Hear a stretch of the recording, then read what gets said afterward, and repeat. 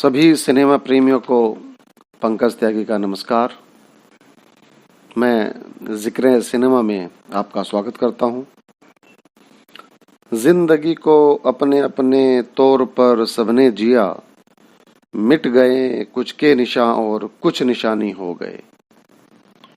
प्रख्यात शायर हसीब सोज साहब का ये शेर पढ़ने के बाद अगर मैं किसी फिल्मी शख्सियत का नाम ले सकता हूं तो वो ख्यातिलब्ध संगीतकार रवि ही हो सकते हैं। रवि यानी रवि शंकर शर्मा। वह दिल्ली में 3 मार्च 1926 को पैदा हुए। उनका नाम जैसे मैंने बताया रवि शंकर शर्मा था। और पंडित रविशंकर के नाम के साथ कंफ्यूजन ना हो, शायद इसीलिए उन्होंने फिल्म इंडस्ट्री में सिर्फ रवि ही अडॉप्ट किया, ऐसा मुझे लगता है। रवि की कहानी बेहद दिलचस्प है। म्यूजिक के क्षेत्र में यह भाग्य आजमाने मुंबई आए और म्यूजिक की औपचारिक शिक्षा इन्होंने ली ही नहीं।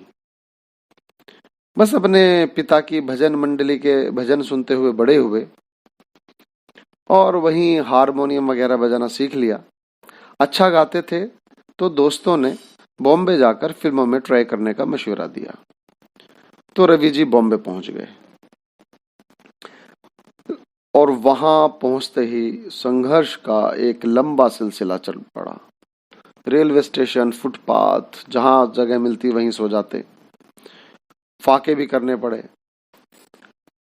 फिर लगभग 2-2.5 सालों के संघर्ष के बाद हेमंत कुमार, जो एक अच्छे गायक भी थे और संगीतकार भी थे, उन्होंने इनको अपनी कोरस में गाने का मौका दिया। आनंद मठ फिल्म का एक गीत है वंदे मातरम, उसमें इन्होंने गाना गाया। लेकिन हेमंत कुमार इनकी प्रतिभा को पहचान गए थे, तो हेमंत कुमार ने रवि जी को अपने असिस्टेंट रख लिया और नागिन फिल्म की जो मशहूर एक नागिन धुन है बीनू वाली, उसको बनाने में भी रवि जी ने हेमंत कुमार को असिस्ट किया और एक बहुत बड़ा योगदान दिया। फिर हेमंत कुमार ने उनको प्रोत्साहित किया और कहा कि अब आप स्वतंत्र संगीतकार के रूप में कार्य करना शुरू कीजिए, क्योंकि आपके अंदर संगीतकार बनने के सभी गुण विद्यमान हैं। और जल्द ही उनको पहली फिल्म मिली, प्रोड्यूसर और डायरेक्टर देवेंद्र गोयल की वचन। और इस फिल्म के बाद देवेंद्र गोयल ने ता जिंदगी अपनी हर फिल्म में म्यूजिक डायरेक्टर के रूप में रवि जी को ही लिया। बस आखिरी फिल्म एक अपवाद है उनकी, जो दो मुसाफिर थी। और वचन से ही रवि जी ने अपने कर्णप्रिय संगीत से संगीत प्रेमियों के दिलों पर दस्तक दी। वचन में एक बेहद मशहूर लोरी है, चंदा मामा दूर के पुए पकाए बूर के, और इसको लिखा भी रवि जी ने ही है। जी हाँ, आपने सही सुना, उन्होंने कुछ गीत भी लिखे थे। एक उनका बहुत मशहूर गीत है जो उन्होंने लिखा और संगीतबद्ध तो ऑफ कोर्स किया ही था। वो मुझे याद आता है, देवेंद्र गोयल की ही फिल्म थी 10 लाख, उसका जो टाइटल सॉन्ग है गरीबों की सुनो वो तुम्हारी सुनेगा। कहने का अर्थ ये है कि वे मल्टी टैलेंटेड व्यक्ति थे। उन्होंने कुछ गाने भी गाए हैं।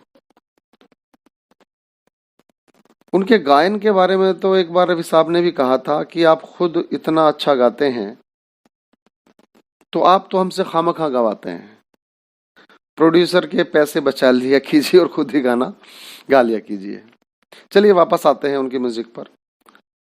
चंदा मामा दूर के गीत में जो प्रील्यूड में एक सिग्नेचर धुन बजती है, वो इस गाने की पहचान है और मुझे निजी तौर पर बहुत पसंद है।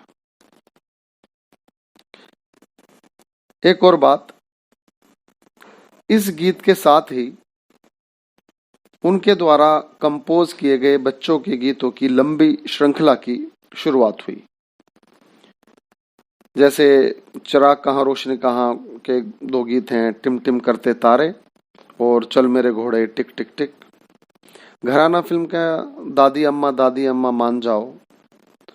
दूर की आवाज से गाना है हम भी अगर बच्चे होते नाम हमारा होता गबलू बबलू। दो कलियां में हैं बच्चे मन के सच्चे। एक फूल दो माली के दो गीत हैं, ओ नन्हे से फरिश्ते और तुझे सूरज कहूं या चंदा, तुझे दीप कहूं या तारा।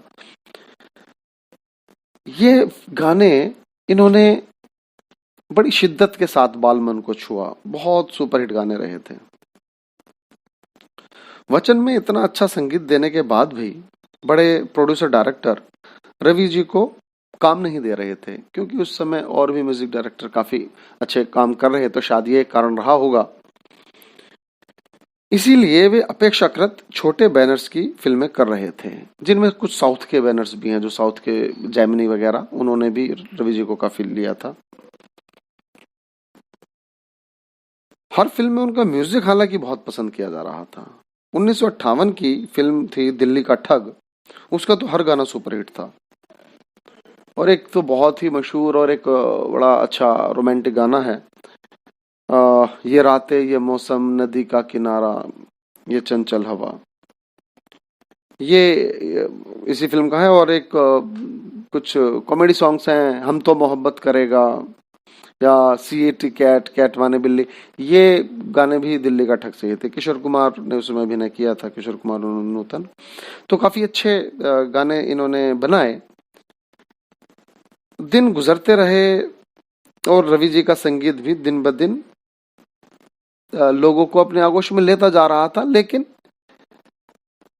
फिर भी कुछ जो एक ब्रैकेट था फिल्म इंडस्ट्री का, वह रवि जी को मानने को तैयार नहीं था, अच्छे संगीत देने के बावजूद भी। तो फिर 1960 में एक फिल्म आई, चौदहवीं का चांद। और चौदहवीं के चांद ने रवि को रवि बनाया। पहली बार गुरुदत्त और शकील बदायूनी के साथ इन्होंने काम किया। इसका टाइटल सॉन्ग तो ऑल टाइम रोमांटिक सॉन्ग्स की किसी भी लिस्ट में टॉप पर ही रहेगा। इसके अलावा भी इसके सारे गीत एक से एक कर्णप्रिय और शानदार। मेरा यार बना है दूल्हा और फूल खिले हैं दिल के, शादियों में बजने वाला बहुत ही पॉपुलर गीत रहा है। और एक और गीत इन्होंने जो बाद में 70 के दशक में कंपोज किया था, आज मेरे यार की शादी है, वो तो आज भी शादियों के बैंड में बजाया जाने वाला एक प्रमुख गाना है। और एक और गीत है इनका विदाई के समय पे, जो आइकॉनिक सॉन्ग है विदाई के समय का, बाबुल की दुआएं लेती जा जा तुझको सुखी संसार मिले। ये भी रवि जी ने ही संगीतबद्ध किया था इस गीत को। और ये गीत तो एक अलग ही है, वन ऑफ इट्स काइंड है। ये तो साहिर के बॉल जहां आंखें भिगोने वाले हैं, तो रवि का म्यूजिक और रफी साहब का की ब्रांडिंग ऐसी है कि आदमी गीत सुनकर रोने लगे। और ये मेरा अपना तजुर्बा है, क्योंकि मेरी आंखें कई बार गीली हुई हैं ये गीत सुनते सुनते। कहते हैं कि जब ये गीत रवि साहब रिकॉर्ड कर रहे थे, तो उससे कुछ समय पहले ही उनकी बेटी की शादी हुई थी, तो वो उस मोड में थे और इसकी वजह से ये इसमें अपनी भावनाएं वो डाल सके। खैर, वापस आते हैं चौदहवीं का चांद पर। इस फिल्म के बाद रवि जी फिल्म इंडस्ट्री के टॉप म्यूजिक डायरेक्टर्स की लिस्ट में आ गए। SD बर्मन, OP नैयर, शंकर जयकिशन, नौशाद साहब, इनके साथ रवि जी का नाम भी लिया जाने लगा। और जल्द ही इनकी एंट्री हुई बी.आर. चोपड़ा के कैंप में। फिल्म थी गुमराह। इसके बाद बी.आर. की इन्होंने लगभग सभी फिल्मों में, जब तक कि म्यूजिक देते रहे, इन्होंने संगीत दिया। और बी.आर., साहिर और रवि की तिगड़ी ने ऐसे गाने हमें दिए जो ताजिंदगी याद रखे जाएंगे। साहिर साहब के साथ इनकी जोड़ी बहुत सुपरहिट रही। इन्होंने बड़े इमॉर्टल गाने दिए हैं। इन्होंने मुख्यतः 3 गीतकारों के साथ काम किया है, साहिर, शकील बदायूनी और राजेंद्र कृष्ण। इनके अल्फाज को इन्होंने संगीतबद्ध बेहतरीन तरीके से किया है। दोस्तों, होता यह है कि फिल्मों के गानों की ज्यादातर धुनें पहले बनती हैं और गीत फिर उसके बाद में लिखे जाते हैं। लेकिन रवि एक ऐसे संगीतकार थे जो लिखे हुए गीतों पर धुन बनाते थे, यानी गीतकारों को उड़ने के लिए खुला आसमान दे देते थे। उन्हें किसी मीटर में बांधते नहीं थे। यही कारण है कि उनके गीतों में जबरदस्त शायरी देखने को मिलती है। और फिर साहिर और शकील तो थे भी अजीम शायर। एक और खास बात बताता हूं, रवि साहब गीतों में मिनिमम म्यूजिकल इंस्ट्रूमेंट्स का यूज करते थे और ये इंस्ट्रूमेंट्स भी बहुधा भारतीय ही होते थे। अब कम से कम संगीत का प्रयोग करने के कारण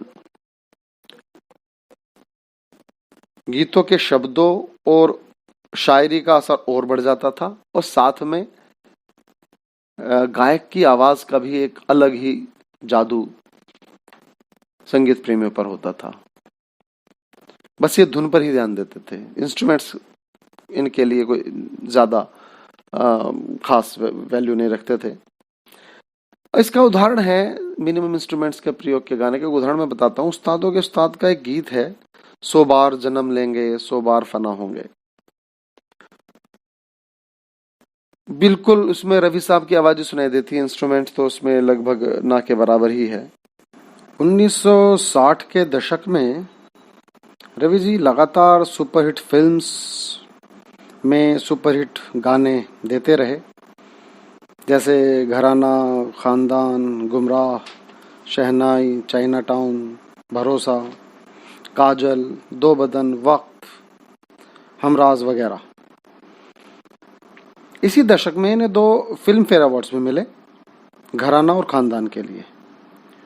और पार्श्व गायक महेंद्र कपूर के करियर की इमारत की बुनियाद में जो पत्थर लगे हैं उन पर लगता है रवि नाम ही दर्ज होगा, क्योंकि महेंद्र कपूर का करियर बनाने में रवि साहब का बहुत बड़ा योगदान है।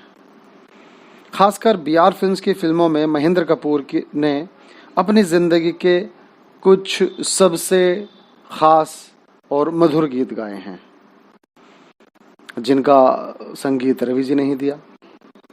इसी तरह आशा भोसले के कैरियर में, उनके कैरियर को संवारने वालों में यदि ओ.पी. नैयर के बाद किसी का नाम लिया जा सकता है तो वह रवि जी ही होंगे। हिंदी फिल्मों के कुछ बेहतरीन रूमानी नगमे रवि जी ने ही संगीतबद्ध किए हैं, जैसे 14वीं का चांद हो, वो तो है ही, एक हुस्न वाले तेरा जवाब नहीं घराना से, या ना झटको जुल्फ से पानी, फिल्म शहनाई में था ये गाना। काजल के 2 गाने बहुत ही अच्छे हैं जो मुझे तो बहुत पसंद हैं, छू लेने दो नाजुक होठों को, कुछ और नहीं है जाम है ये, और ये जुल्फ अगर खुल के बिखर जाए तो अच्छा। दोनों गाने रफी साहब ने बेहतरीन गाए हैं। और एक गाना है अमानत फिल्म का जो सुपर रोमांटिक सॉन्ग है मेरे अनुसार, कि दूर रहकर ना करो बात करीब आ जाओ। तो ये कुछ बड़े अच्छे रोमानी गाने हैं जो रवि और रफी की जोड़ी के हैं। एक और मैं खास गीत का जिक्र करना चाहूंगा, वो इतना पॉपुलर नहीं है लेकिन बहुत अच्छा गाना है, मुझे तो बहुत पसंद है। फिल्म आज और कल का गाना है, वो साहिर साहब का लिखा हुआ और रफ़ी साहब का गाया हुआ है कि इतनी हसीन इतनी जवां रात क्या करे, मतलब सिंपली ग्रेट रोमांटिक सॉन्ग, लाजवाब।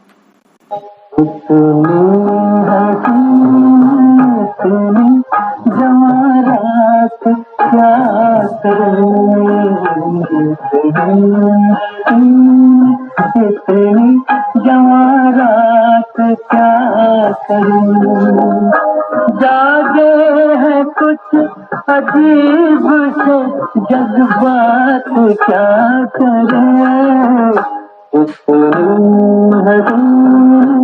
करें, जमारात क्या करें। रफ़ी साहब इनके फेवरेट मेल सिंगर थे और बड़ा एक अच्छा संयोग है कि दोनों का नाम भी लगभग सेम ही राइम करता है, रवि और रफ़ी। इन दोनों की जुगलबंदी में कुछ बेहद खास गीत बने जिनका जिक्र अभी मैंने किया। और 1970 का दशक आते आते लक्ष्मी प्यारे और आर डी बर्मन की आंधी सी चली। लगभग 70-80% फिल्मों में संगीत यही दे रहे थे। तो शायद इस आंधी का ही असर था कि इतना बेहतरीन संगीत देने के बाद भी रवि जी का काम कम से कम होता चला गया। हालांकि ये बी आर चोपड़ा के साथ फिल्में करते रहे, जैसे धुंध और ने कहा, और बीच बीच में एक दो अच्छी फिल्में भी आई इनकी, जैसे देवेंद्र गोयल भी उनमें से थे जो इनसे ही संगीत लेते थे, एक महल हो सपनों का और अमानत। लेकिन काम इनके पास बहुत ज्यादा नहीं रहा, तो ये मलयालम फिल्मों में मसरूफ हो गए और इन्होंने वहां पर बॉम्बे रवि के नाम से म्यूजिक दिया। मलयालम फिल्म में इन्होंने लगभग 17 मलयालम फिल्में की और वहां जाना कारगर भी रहा, क्योंकि फिल्म परिणयम के लिए इन्होंने नेशनल अवार्ड जीता। अब इनके जीवन का एकमात्र नेशनल अवार्ड। 7 मार्च 2012 को रवि जी यह दुनिया छोड़कर चले गए, लेकिन अपने नाम के मुताबिक ही इनका नाम और काम हमेशा भारतीय संगीत प्रेमियों के दिल को रोशन करता रहेगा।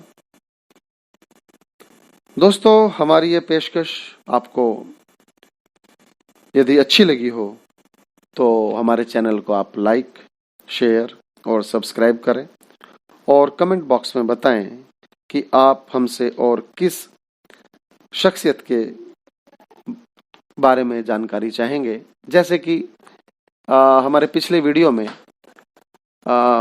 एक हमारे दर्शक हैं अनिल वर्मा जी, उन्होंने रवि साहब के बारे में पूछा था और हमने यह कड़ी बनाने की कोशिश की। तो आप बताइए कि आप किस शख्सियत के बारे में जानना चाहेंगे। धन्यवाद।